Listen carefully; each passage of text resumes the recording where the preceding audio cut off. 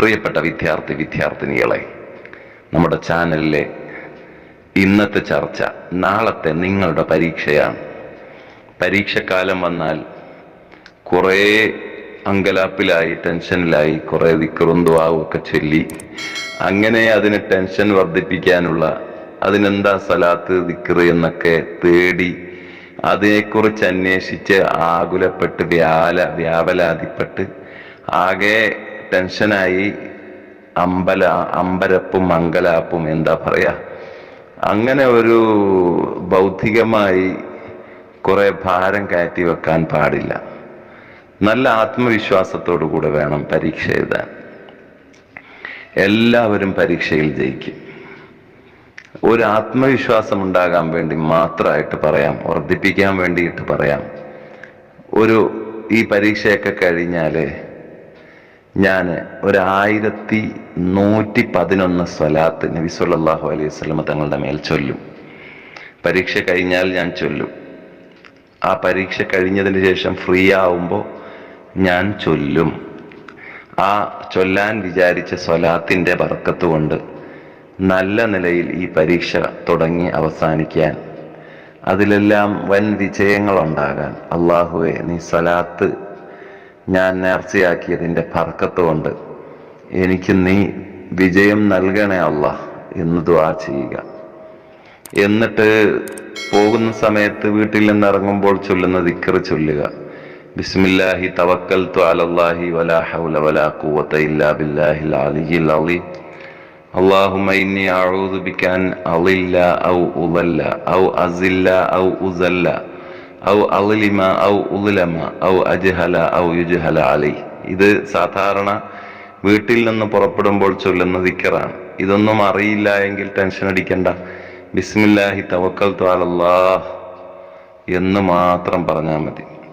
വലാ ഹൗല വലാ ഖുവത ഇല്ലാ ബില്ലാഹിൽ അലിയിൽ അളീം എന്ന് പറയാനും അറിയുമല്ലോ. ഇത്രയും ചൊല്ലിയാലും മതി. പുറപ്പെടുമ്പോൾ നല്ലവണ്ണം ഒരു വുളു ചെയ്യുന്നത് നല്ലതാണ്.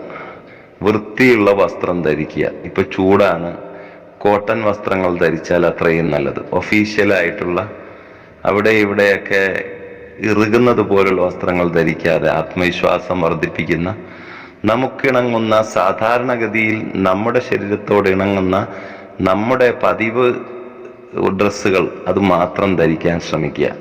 ഫാഷനോ ഇറുകുന്നതോ കീശയില്ലാത്തതോ അല്ലെങ്കിൽ കൂടുതൽ കീശയുള്ളതോ അങ്ങനെ പല വിധത്തിൽ നമ്മെ തന്നെ മറന്നു പോകുന്ന ഡ്രസ്സിനെ ശ്രദ്ധിച്ച് അത് നന്നാക്കാനും അതിൻ്റെ ടെൻഷനുമായി ഇരിക്കുന്ന ഒരവസ്ഥയുണ്ടാകുന്ന തരം ഉണ്ടാക്കരുത്.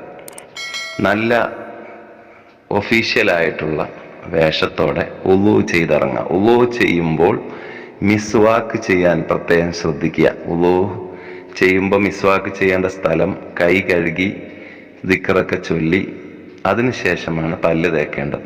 പല്ല് തേച്ച് കഴിഞ്ഞിട്ടാണ് മൂക്കും വായയും കഴുകേണ്ടത്. അതിനുശേഷമാണ് മുഖം കഴുകേണ്ടത്. ദുആവുമുണ്ട്. വുളു കഴിഞ്ഞതിൻ്റെ ശേഷമുള്ള ദുആ, ആ ദുആവും അതിനുശേഷം 3 ഇന്നാ അൻസൽനാഹു സൂറത്തുമൊക്കെ ഓതി നാം ഇറങ്ങുക. കഴിയുമെങ്കിൽ ളുഹ നിസ്കരിച്ചിട്ട് ഇറങ്ങുക. ചായക്ക് മുമ്പ് ളുഹായും നിസ്കരിക്കുക. വായ നന്നായി വൃത്തിയാക്കി വീട്ടിൽ നിന്ന് ഇറങ്ങാൻ ശ്രമിക്കുക. ഒരു നിലക്കും വളരെ കാഠിന്യമേറിയ പെർഫ്യൂമോ സുഗന്ധമോ പൂശാൻ പാടില്ല.